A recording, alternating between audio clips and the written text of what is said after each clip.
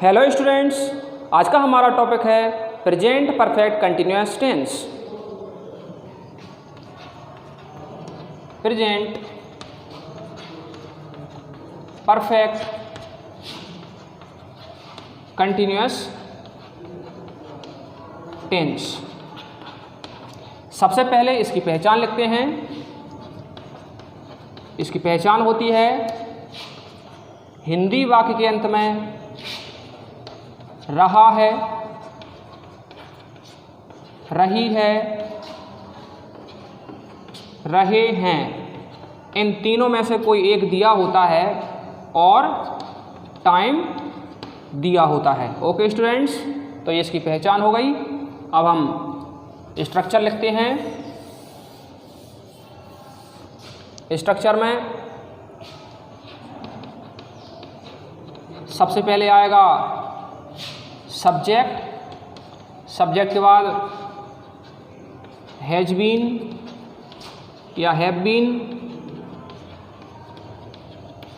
फिर main verb की first form plus ING. इसके बाद क्या आएगा ऑब्जेक्ट। ऑब्जेक्ट के बाद अदर वर्ड्स। अदर वर्ड्स के बाद क्या आएगा सिंस या फोर, और लास्ट में टाइम। ओके स्टूडेंट्स, तो ये स्ट्रक्चर हमने लिख लिया। तो क्या लिखा है स्ट्रक्चर में? सब्जेक्ट हैज बीन या हैव बीन, मेन वर्ब की first form plus ING, object, other words, since या फोर, टाइम। अब मैं आपको बताता हूँ कि हैज बीन का यूज़ कब करना है और हैव बीन का यूज़ कब करना है।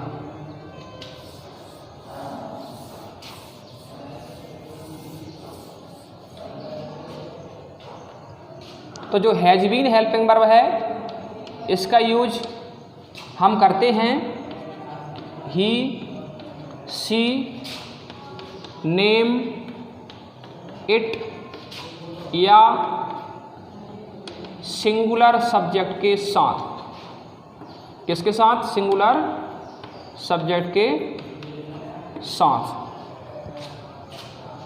हैव बीन का यूज करेंगे आई, बी, यू, दे या प्लूरल सब्जेक्ट के साथ। ओके स्टूडेंट्स, तो हैज बीन में क्या लिखा हमने? ही, सी, नेम, इट या सिंगुलर सब्जेक्ट के साथ। हैव बीन का यूज कब करना है? आई, बी, यू, दे या प्लूरल सब्जेक्ट के साथ। अब मैं आपको बताता हूँ कि सिंस का यूज कब करना है और फोर का यूज कब करना है। तो सबसे पहले हम लिखते हैं कि फोर का यूज कब करना है। तो फोर का यूज आप करेंगे सेकंड, मिनट। मिनट से बड़ा क्या होता है? आवर। आवर से बड़ा क्या होता है बताएं? डे। डे से बड़ा क्या होता है?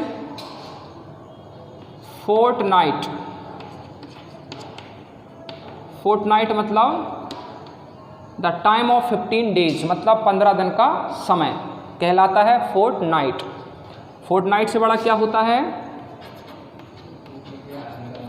मंथ। मंथ से बड़ा क्या होता है? ईयर। ईयर से बड़ा क्या होता है?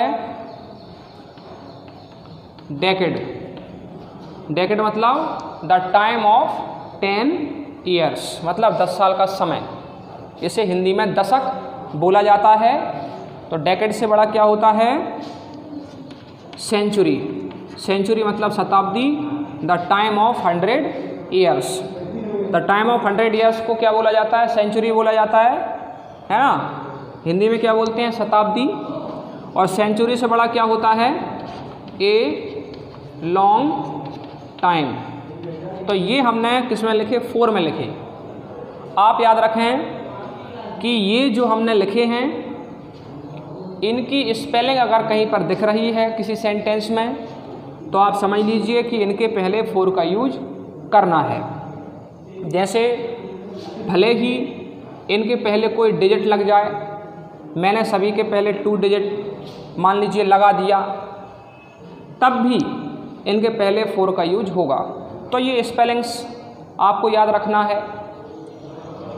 अब यहाँ पर लिखा है डे, तो डे की स्पेलिंग अगर लिखी होगी तो हम 4 का यूज करेंगे, लेकिन अगर डे का नाम लिखा होगा जैसे संडे, मंडे, ट्यूसडे, तो वहाँ पर फिर हम सिंस का यूज करेंगे।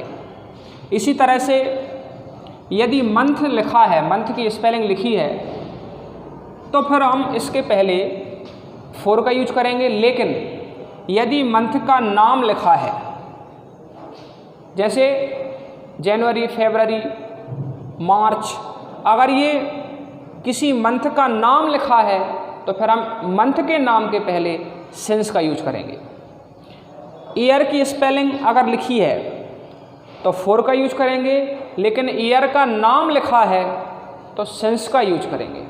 जैसे अगर लिखा है 1990 माने 1990, तो 1990 के पहले सिंस का यूज होगा, लेकिन ईयर की स्पेलिंग अगर लिखी है तो उसके पहले 4 का यूज होगा। ओके स्टूडेंट्स, तो ये 4 में आप याद रखें। अब मैं आपको बताता हूँ कि सिंस का यूज आप कब करेंगे। तो सिंस का यूज किसके साथ होगा, ये याद रखने का तरीका है कि इनके अलावा बाकी सभी के साथ हम सिंस का यूज करेंगे। उसके पहले आप याद रखें कि अगर हम इन सभी के पहले लास्ट लगा दें या प्रीवियस लगा दें, तो फिर लास्ट और प्रीवियस के साथ सिंस का यूज होता है। अगर हमने यहाँ पर लास्ट लिख दिया, यहाँ पर लास्ट लिख दिया, तो last second, last minute, last hour, last day, last fortnight, last month, last year, last decade, तो फिर इनके साथ भी सिंस का यूज होगा। तो याद रखना, लास्ट या प्रीवियस अगर इनके पहले हम लगा देंगे तो फिर किसका यूज होगा, सिंस का यूज होगा। ओके स्टूडेंट्स, लेकिन अकेले ये लिखी हैं, इनकी स्पेलिंग लिखी है, या फिर इनके पहले कोई हम डिजिट लिख दें, तब इनके पहले 4 का यूज होगा जो आपके सामने लिखे हुए हैं। ओके स्टूडेंट्स, अब मैं आपको बता देता हूँ सिंस का यूज कब करेंगे। तो सिंस का यूज आप करेंगे, इनके अलावा बाकी अगर कोई दूसरा आ जाता है तो वहाँ पर आप सिंस का यूज करेंगे। तो कुछ एग्जाम्पल के तौर पर हम लिख लेते हैं, जैसे मॉर्निंग, तो मॉर्निंग के पहले सिंस का यूज करेंगे। आफ्टरनून के पहले सिंस का यूज करेंगे। इवनिंग, कोई सा भी अगर दिन है तो दिन के नाम के पहले आप सिंस का यूज करेंगे। किसी भी महीने का नाम अगर दिया है जैसे जनवरी, तो जनवरी के पहले सिंस का यूज करेंगे। किसी ईयर का नाम दिया है, किसी साल का नाम दिया है, तो उसके पहले भी आप सिंस का यूज करेंगे। जैसे हमने लिखा 1990, तो 1990 मतलब 1990 के पहले सिंस का यूज करेंगे। हमने लिखा 3 o'clock मतलब 3 बजे, तो 3 बजे 3 o'clock के पहले भी हम सिंस का यूज करेंगे। और लास्ट, प्रीवियस, इनके पहले भी सिंस का यूज करते हैं। ओके स्टूडेंट्स, तो उम्मीद करता हूँ कि 4 का यूज कब करना है और सिंस का यूज कब करना है ये आपको समझ आ गया होगा। अब हम एग्जाम्पल लिखते हैं।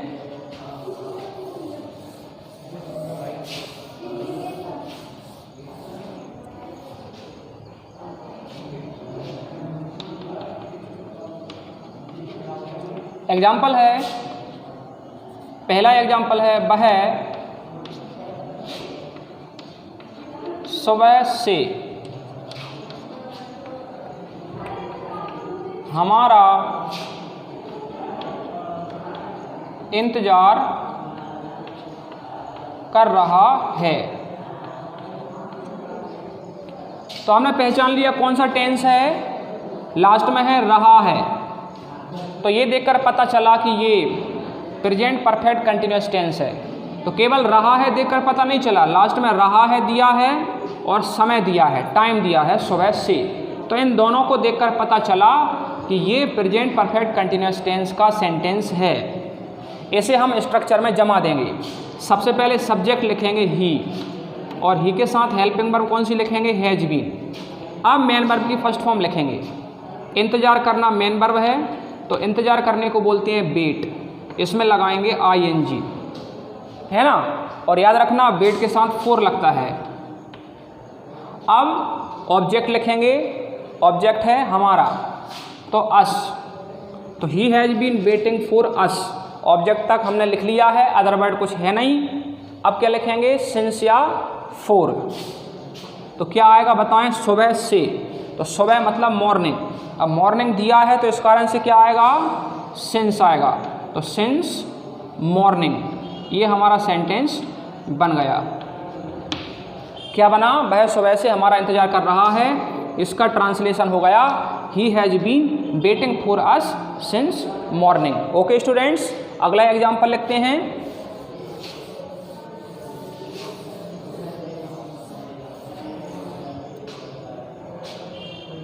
अगला एग्जाम्पल है, यहाँ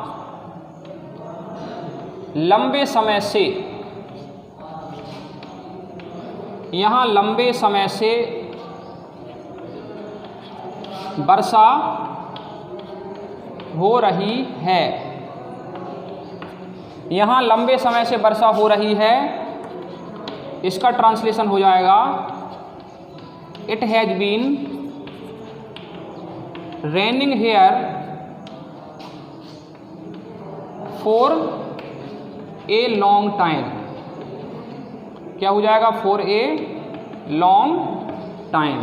तो ये हमारा सेंटेंस कंप्लीट हो गया।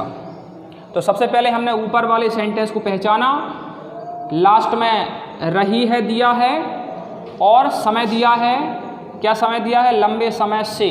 तो इन दोनों को देखकर पता चला कि ये प्रेजेंट परफेक्ट कंटिन्यूअस टेंस है। हमने स्ट्रक्चर में जमा दिया। सबसे पहले सब्जेक्ट लिखा हैज़ बीन, मेन वर्ब की first form plus ing, object, object के बाद अदर वर्ड था नहीं, फिर हमने फोर लिखा और फोर के बाद सिंस या फोर में से फोर लिखा और फिर हमने लिख दिया समय मतलब लंबे समय से, तो ए लॉन्ग टाइम। ए लॉन्ग टाइम किसके लिए लिखा है, लंबे समय के लिए, है ना। अगला एग्जाम्पल लिखते हैं।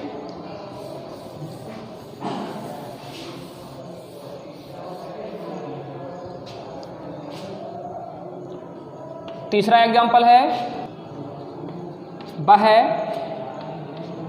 1 घंटे से फूल तोड़ रहा है।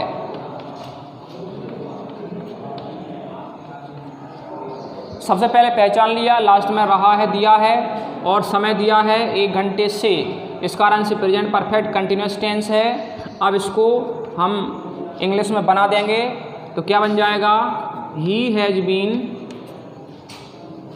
प्लकिंग, प्लक मतलब तोड़ना, he has been plucking the flowers for 1 hour. तो सबसे पहले क्या लिखा, सब्जेक्ट हैज़ बीन क्यों लिखी, हेल्पिंग वर्ब क्योंकि सब्जेक्ट सिंगुलर है, तो हैज़ बीन, मेन वर्ब की first form plus ing, object, other word है नहीं, सिंस या फोर में से फोर लिखा और टाइम 1 आवर। ओके स्टूडेंट्स, अगला एग्जाम्पल लिखते हैं।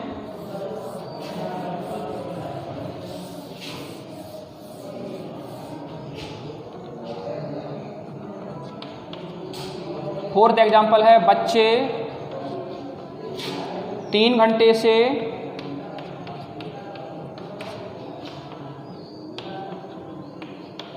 क्रिकेट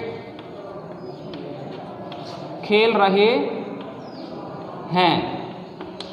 बच्चे 3 घंटे से क्रिकेट खेल रहे हैं, क्या बन जाएगा, children have been playing cricket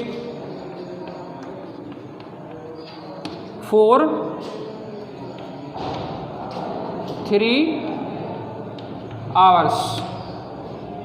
तो सबसे पहले क्या लिखा, subject have been, main verb की first form plus ING, object other word है नहीं, सिंस या फोर में से फोर, और ये 3 आवर्स टाइम लिख दिया। अगला एग्जाम्पल लिखते हैं।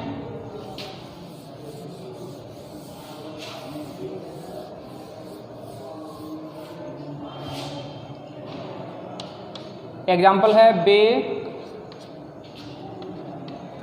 सोमवार से यह काम कर रहे हैं। वे सोमवार से यह काम कर रहे हैं, तो क्या बन जाएगा, they have been doing this work since Monday. They have been doing this work since Monday. तो स्टूडेंट्स सबसे पहले क्या लिखा, subject have been, main verb की first form plus ING, object other word है नहीं, सिंस, और लास्ट में टाइम लिख दिया। ओके स्टूडेंट्स, तो आज का हमारा टॉपिक था प्रेजेंट परफेक्ट कंटिन्यूअस टेंस। उम्मीद करता हूँ ये आपको समझ आ गया होगा। ओके स्टूडेंट्स, तो आज के लिए बस इतना ही। Have a nice day.